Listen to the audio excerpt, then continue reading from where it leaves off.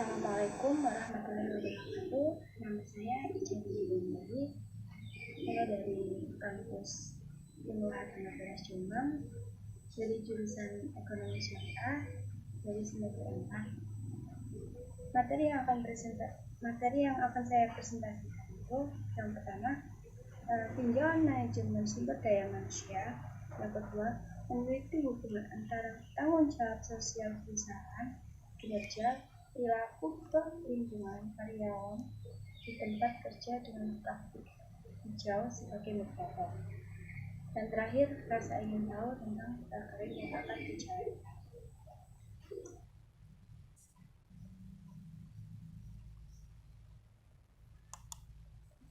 Tinjauan manajemen sumber daya manusia.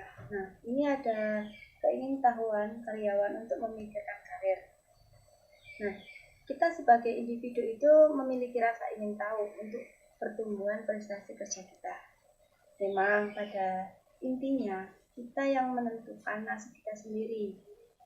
Itu menggambarkan bahwa rasa ingin tahu adalah eksplorasi, dorongan yang akan mendukung keterlibatan proses kreativitas individu. Namun, terlepas dari pentingnya pekerjaan di pengaturan kerja profesional, rasa ingin tahu kerja itu sudah diabaikan di dalam perusahaan dan manajemen. Nah, keinginan pemimpin perusahaan meningkatkan keingintahuan karyawan agar berkembang itu untuk meningkatkan keingintahuan karyawan mereka itu agar berkembang yang lebih kreatif, tetapi juga memiliki fungsi sebagai batu loncatan untuk pengembangan masa depan di suatu saat nanti.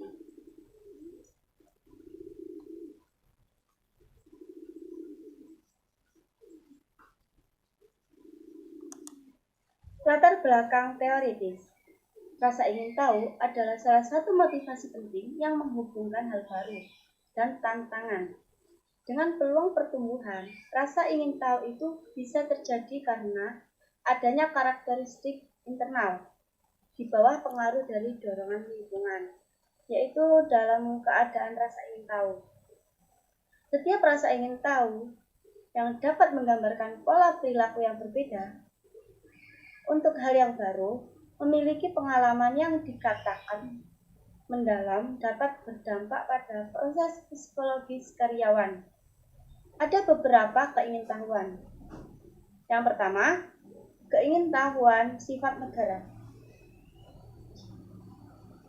Keingintahuan sifat negara ini menilai intensitas rasa ingin tahu pada waktu tertentu. Itu adalah keadaan emosional sampai motivasi. Sedangkan sifat keingintahuan itu menilai frekuensi bahwa individu mempunyai ciri khas dalam kepribadiannya. Selanjutnya, keingintahuan epistemik.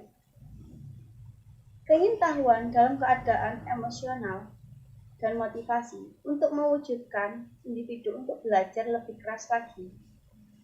Nah, di sini juga ada induksi minat dan penghapusan kekurangan. Induktif minat memiliki harapan yang mengarah pada hal-hal yang baru dan sesuai dengan kesenangan intrinsik belajar. Selanjutnya, penghapusan kekurangan.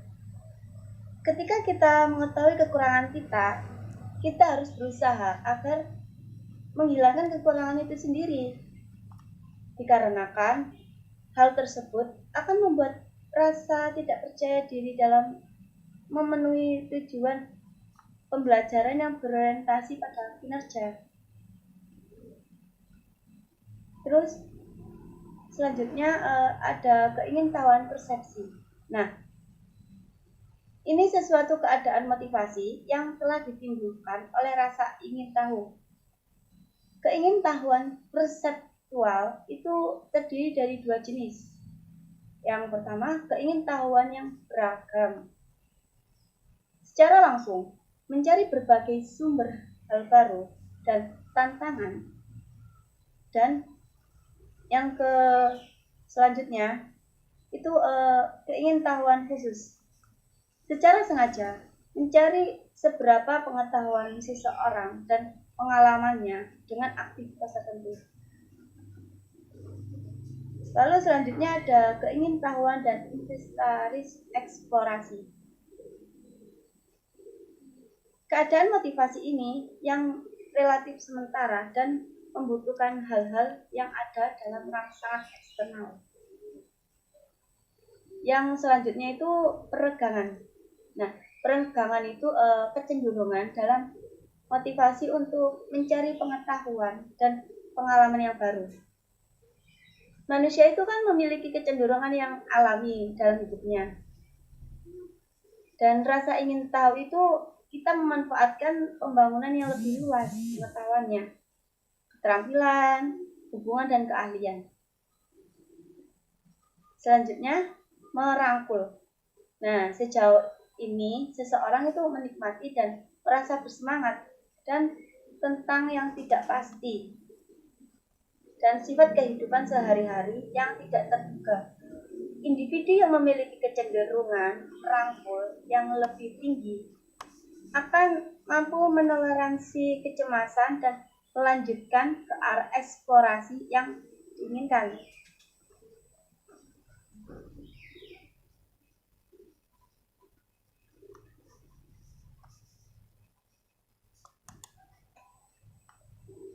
Dampak karakteristik konseptual terhadap keingintahuan kerja. Nah, di sini itu ada teori penentuan nasib sendiri dan keingintahuan kerja. Lalu ada juga konteks tempat kerja. Nah, saya akan menjelaskan terlebih dahulu untuk teori penentuan nasib sendiri dan keingintahuan kerja itu motivasi kerja mungkin dari aspek teoretis dengan adanya perhatian paling dalam di organisasi yang ada. Nah, di sini manusia memiliki motivasi untuk bekerja, misalnya motivasi otonom dan motivasi terkontrol. Motivasi otonom ini dapat kita ketahui dengan keterlibatan orang dalam suatu kegiatan dengan penuh rasa kemauan. Dan di sini tujuannya itu mereka bisa bijaksana dan mampu menyelesaikan tugas mereka, menjadi lebih termotivasi secara mandiri dan bersemangat untuk belajar, dan lebih mungkin untuk tampil lebih baik. Sebaliknya, ketika motivasinya sudah dikendalikan oleh peraturan ekstrinsik, mereka itu akan cenderung melakukan tugas hanya untuk mendapatkan hasil yang ditargetkan, mengoptimalkan kinerja rutin mereka. Dan di sini ada konteks tempat kerja. Di sini ada kepemimpinan, ada hadiah, dan karakteristik pekerjaan. Dan di sini kepemimpinan itu perilaku pemimpin perusahaan sangat berbeda dengan karyawan tingkat bawah. Misalnya itu memberdayakan kepemimpinan yang melibatkan pembagian kekuasaan. Dapat disimpulkan bahwa perilaku pemberdayaan supervisor juga dapat memperkuat persepsi otonomi dan kompetensi karyawan, menghasilkan tingkat antusias dan rasa ingin tahu yang tinggi terhadap pekerjaan mereka. Dan di sini juga ada hadiah. Nah, kebijakan yang digunakan di dalam organisasi itu untuk memotivasikan ketertarikan karyawan atau keterlibatan kerja dan retensi bakat. Melalui hal ini akan berwujud efektif dalam meningkatkan efisiensi kerja karyawan dan kinerja rutin gitu. Dan di sini ada karakteristik pekerjaan. Nah, pekerjaan yang konstruktif akan memotivasi karyawan untuk mengarahkan kepatuhan fisik, kemampuan kognitif, dan energi emosional mereka ke dalam pekerjaan mereka. Dan hasilnya itu kinerja yang lebih baik gitu, atau mendapatkan kinerja yang lebih baik. Nah, karakteristik ini pekerjaan yang dirasakan dapat menghambat berbagai jenis keingintahuan kerja karyawan.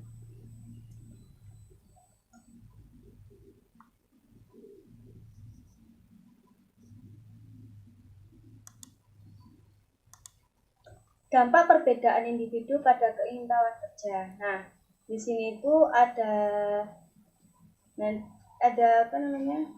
teori orientasi kausalitas umum dan keingintahuan kerja. Lalu ada orientasi kausalitas dan cita-cita atau tujuan hidup. Lalu berikutnya ada gaya kognitif. Nah, saya akan jelaskan yang teori orientasi kausalitas umum dan keingintahuan kerja dahulu. Dari sini itu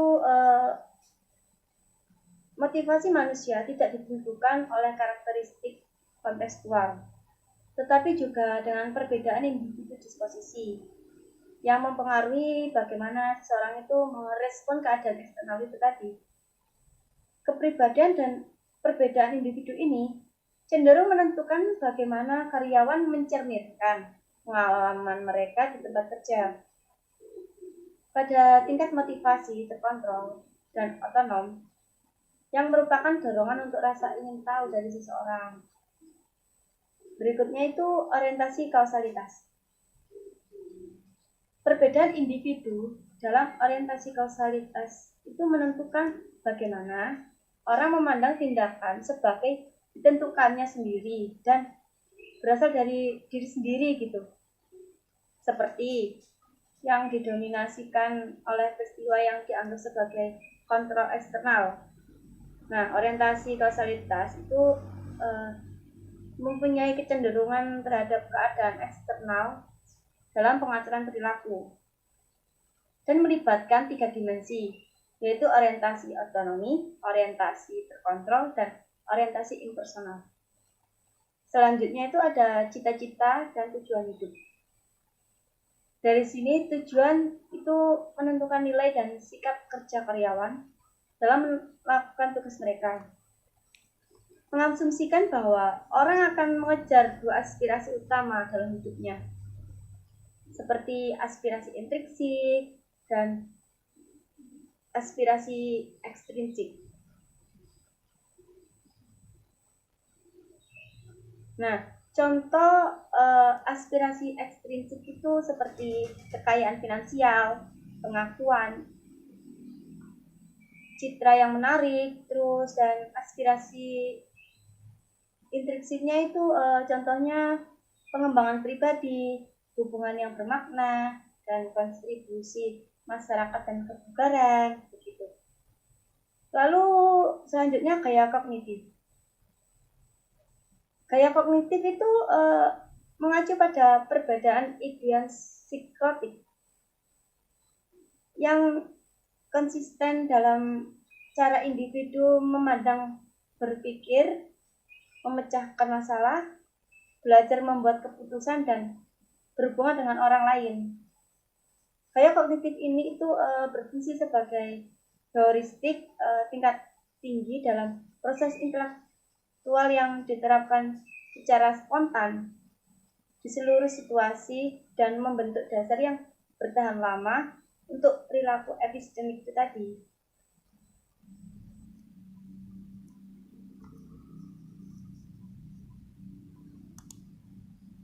Menghubungkan keingintahuan kerja dengan kreativitas karyawan. Nah, di sini itu ada kreativitas di tempat kerja dan keterlibatan proses kreatif dan juga ada keadaan psikologis. Nah, di kreativitas di tempat kerja itu ada 4 aspek yang mendasari kreativitas kerja, termasuk kebaruan, kegunaan, fleksibel, dan kelancaran. Nah, dari sini kebaruan itu mewujudkan originalitas dan sejauh mana gagasan itu berangkat dari perspektif konvensional.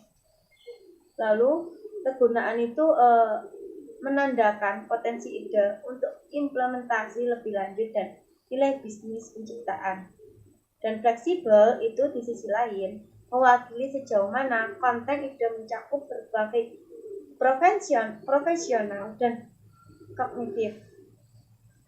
Selanjutnya itu kelancaran. Nah, kelancaran itu efisiensi dalam menghasilkan ide dan alternatif mentah. Berikutnya itu keterbatasan proses kreatif.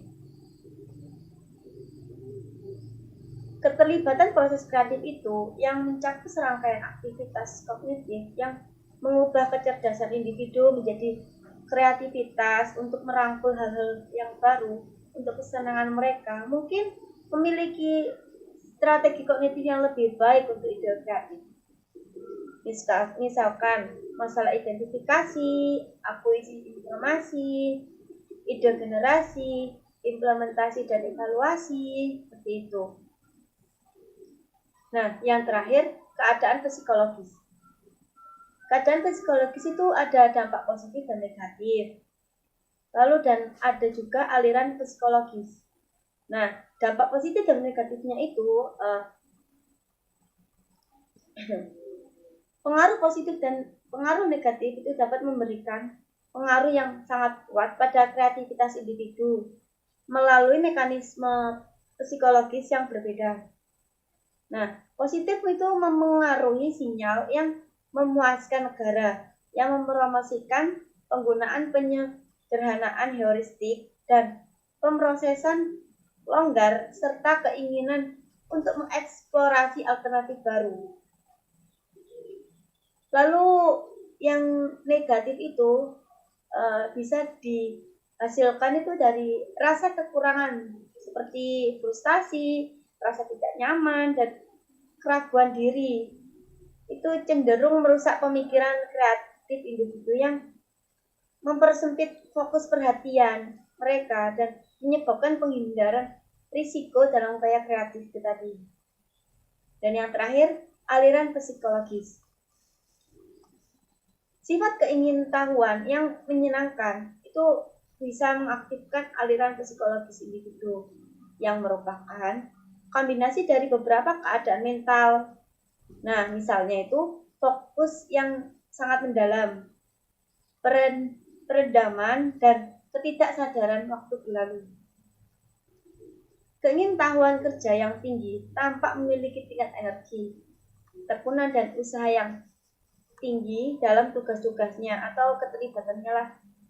Ini tuh menunjukkan tingkat keterlibatan yang tinggi dan semangat atau dedikasinya itu, dan mampu menjaga konsentrasi atau penyerapan itu, seperti itu.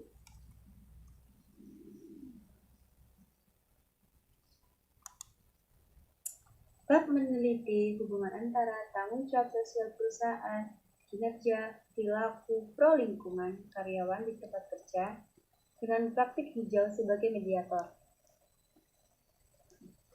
Didorong oleh kerusakan lingkungan yang semakin cepat dan kondisi pasar yang kompetitif, dan praktisi sedang mengerjakan bagaimana praktik hijau dapat diterapkan. Untuk meningkatkan penampilan organisasi, secara universal itu organisasi berkontribusi secara luas terhadap lingkungan degradasi. Nah, di sini saat dunia bergerak menuju industrialisasi yang intens, ditemukan bahwa ada produk yang berlebihan dari bahan sekali pakai. Nah, produk yang terbuang dalam jumlah besar itu di konsumen akhir. Beberapa produk itu memiliki nilai utilitas yang baik, sedang dibuang secara tidak hanya pemborosan material dan energi, tetapi juga pencemaran.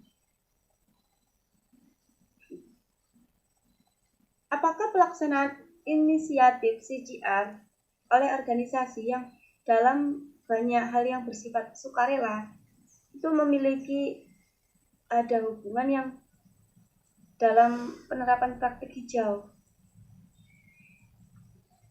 Untuk menemukan pendorong dan penarik praktik manajemen yang baik, CGR itu dapat diharapkan agar bisa bermanfaat gitu, karena dia itu berperan sebagai alat strategis dalam membangun bisnis dengan memiliki hubungan yang baik dengan para pemangku. Kepentingannya itu sebagai mengurus masyarakat yang diharapkan secara tidak langsung itu membawa dalam manfaat bagi organisasi.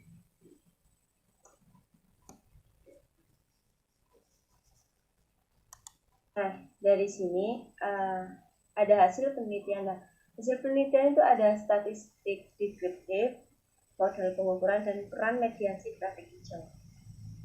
Nah, statistik deskriptif itu dilakukan dengan cara uji T. Nah, ini tuh untuk mengetahui apakah ada pengaruh yang signifikan perbedaan antara variabel penelitian dengan pengacu atau jenis kandungan tersebut. Selanjutnya itu ada model pengukuran. Di sini ada model struktural dengan perkiraan kemungkinan itu maksimum yang digunakan dalam AMOS dan koefisien tidak standar yang sesuai jalur untuk model yang dihipotesiskan. Selanjutnya ada peran mediasi praktik hijau. Nah, ada peran yang disebut efek langsung, efek tidak langsung, dan total. Ini ditemukan dengan menggunakan metode bootstrap. Di sini efek langsung CGR pada kinerja dan PFB ditemukan signifikan, dan efek tidak langsung CGR pada kinerja itu melalui praktik hijau dan ditemukan signifikan. Nah, ini menunjukkan implementasi CGR itu mempengaruhi adopsi praktik hijau dan pada gilirannya itu mempengaruhi pertunjukan. Seperti itu. Rasa ingin tahu tentang prakerin yang akan dijalankan. Nah, di sini kan prakerin adalah kegiatan atau program sekolah yang ditentukan dan dilakukan oleh siswa-siswi jurusan atau disebut SMK itu yang akan dilakukan di dunia perusahaan atau industri. Nah, di sini tuh tujuannya itu untuk pendidikan, pembelajaran dan pelatihan siswa-siswi dalam rangka meningkatkan kualitas siswa-siswi dalam dunia kerja yang sesuai dengan bidangnya itu.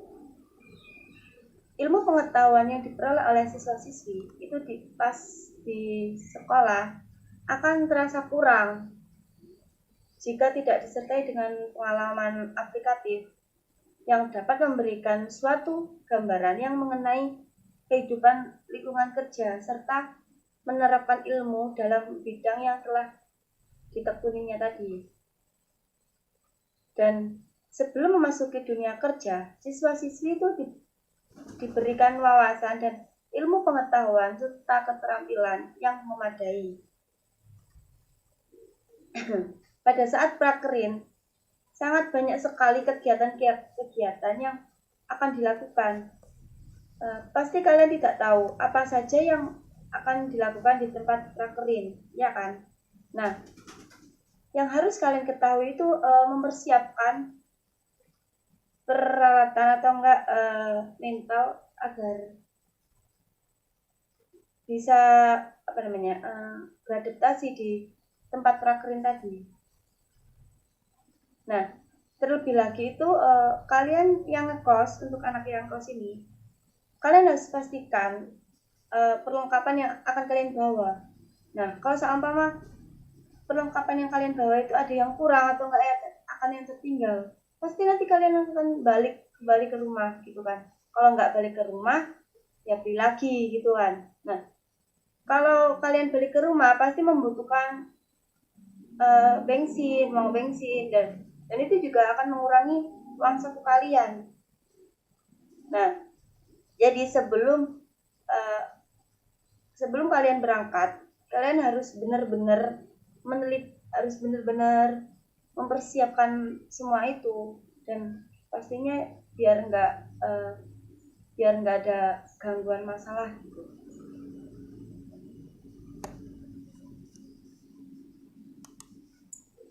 Nah, di sini kita akan membahas tentang prakerin. Nah, prakerin itu sama dengan PKL. Nah, kadang orang prakerin, PKL, ya sama saja memang, sama saja. Karena ini tuh kegiatan siswa-siswi di jurusan atau enggak SMK yang kita ketahui, SMK itu ada prakerin, terus ada semacam hal-hal yang istimewa daripada di SMA gitu kan. Nah, di sini Kadang di Alia juga ada prakrin. Contohnya di sekolah saya dulu, di Alia Alisan dulu ada prakrin. Kenapa di Alia juga ada namanya prakrin ya? Gini, nggak semua SMK doang, atau nggak semua SMK aja yang bisa prakrin. Alia juga, karena Alia juga harus tahu bagaimana kerja itu kayak apa di luarannya. Jangan kira kita punya pikiran, oh kerja itu ya enak, terus dapat gaji, gitu kan. Nah tapi ini tuh di Alia juga ada, jadi nggak SMK aja. Nah kegiatan ini tuh untuk memperkenalkan siswa-siswa ke dunia kerja tadi. Nah sekolah SMK atau sekolah kejurusan itu mempunyai tugas untuk mempersiapkan siswa-siswinya yang sudah dikasih ilmu tadi, ilmu agar siap untuk menghadapi prakrin. Dalam belajar mengajar atau enggak dalam proses pembelajaran itu, siswa-siswi itu udah diberikan ilmu secara teori maupun praktik. Nah, sehingga dalam perkembangan di sekolah itu tadi itu harus mampu menciptakan sumber daya manusia yang dapat menyesuaikan dengan kemajuan ilmu pengetahuan dan teknologi. Nah, ini saya akan jelaskan ada beberapa hal yang perlu dilakukan sebelum PKL. Yang pertama itu minta doa restu kepada orang tua. Nah, ini sangat wajib, teman-teman. Kita itu sebelum melakukan kegiatan atau enggak melakukan apapun, orang tua itu harus tahu. Nggak mungkin lah kita prakrin orang tua nggak tahu, ya kan? Nggak boleh. Harus izin dulu, Pak, Bu, bulan depan atau enggak minggu depan lagi saya ada kegiatan prakrin, sekolah saya mengadakan prakrin. Jelas nanti orang tuanya tanya gini, nang dindo prakrine sampean kan ngono lah, pasti juga tanya gitu orang tua, harus itu karena orang tua yang melahirkan kita juga, dan apapun yang kita kerjakan orang tua juga harus tahu seperti itu. Dan kalau orang tua udah tahu, orang tua udah mengizinkan, pasti orang tua akan doa pada mendoakan kita gitu, maksudnya agar diberikan kelancaran, terus apa namanya di sana nggak ada gangguan atau gimana yang kayak itulah. Nah, yang kedua, pastikan perlengkapan sudah lengkap. Nah, perlengkapannya itu dulu kalau aku perlengkapannya itu kayak buku besar. Nah, buku besar itu buat mencatat apa-apa yang kita kerjakan itu tadi. Nah, buku besar, terus apa namanya mempersiapkan seragam prakrin biar sama gitu sama per kelompok gitu. Dulu kan aku kelompok-kelompok ya, kelompok 1, kelompok 2, kelompok 3 di mana, kelompok 2 ada di mana lah. Aku kelompok 3 itu ada di Kecamatan Jombang dulu. Nah, harus mempersiapkan juga, terus bekal, uang saku, terus alat sholat, bolpen dan lain-lain harus dipersiapkan dengan matang.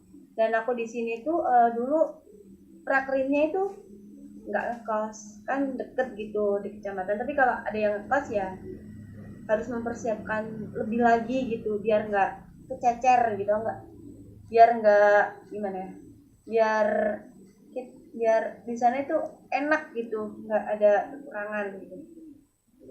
Yang selanjutnya itu hemat uang. Nah ini nih yang teman-teman saya rasain, hemat uang. Kadang nih teman-teman saya contohnya si ini uang sakunya 20.000 untuk berangkat prakrin. Nah 20.000 kan belum lagi nanti ban bocor, terus belum lagi beli makanan atau enggak bekalnya habis tuh lapar lagi gitu kan. Nah di sini juga kita harus hemat, jangan di depan atau deket-deket tuh ada makanan beli, ternyata di situ harganya 15.000 per makanan, kan tinggal 5.000, iya kan? Nah jadi kita itu kalau hemat uang itu kalau mau cari makanan carilah makanan yang sesuai dengan kantong kita. Contoh, kalau kita punya uang 20.000 nih, kita harus memaksimalkan itu makanan harganya 5.000 atau enggak di bawah 10.000, itu udah paling besar lah ya kalau 10.000.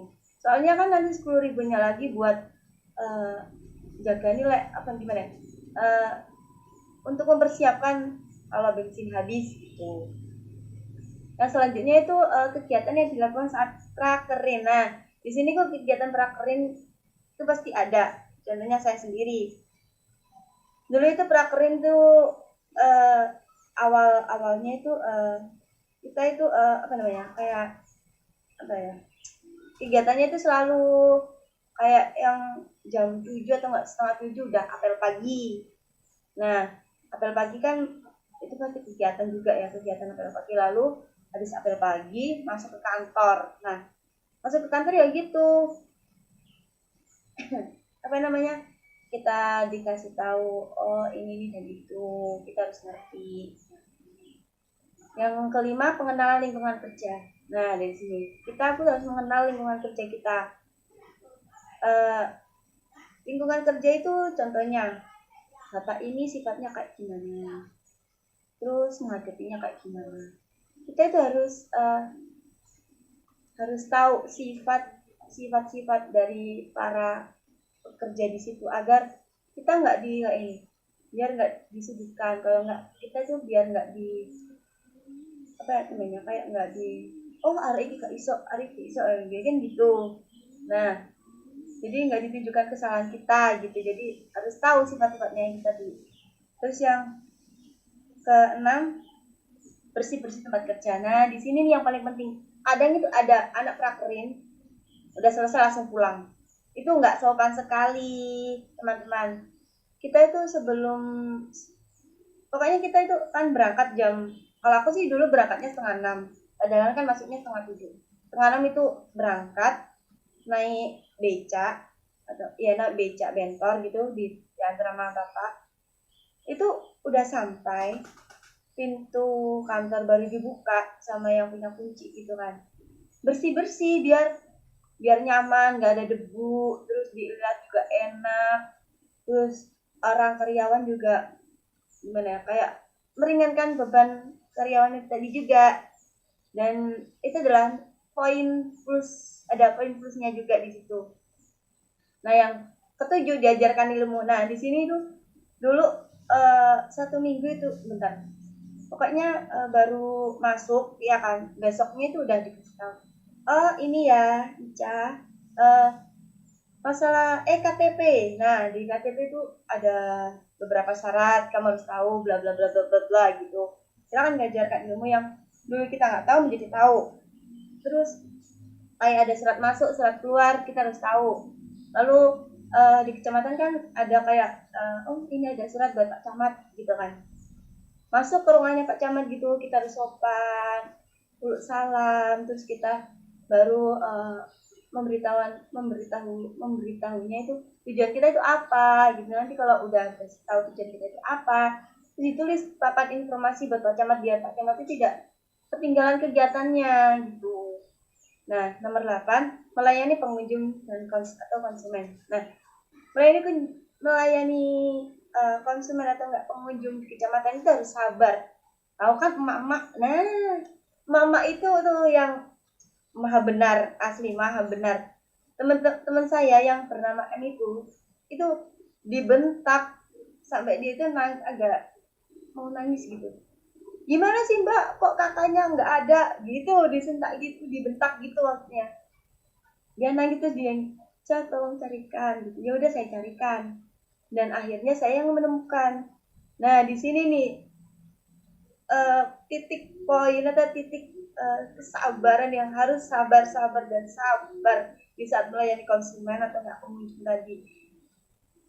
Oke, yang ke-9 itu melakukan servis. Nah, di sini nih melakukan servis itu maksudnya yang saya ketahui ya, melakukan servis itu contohnya kita ada orang yang bisa masalah servis gitu kan kita nggak ada bidangnya juga, jadi kita harus tahu oh bidang kita di ini, jadi kita nggak bisa kayak gini, kita harus mencari orang yang bisa di bidang ini gitu.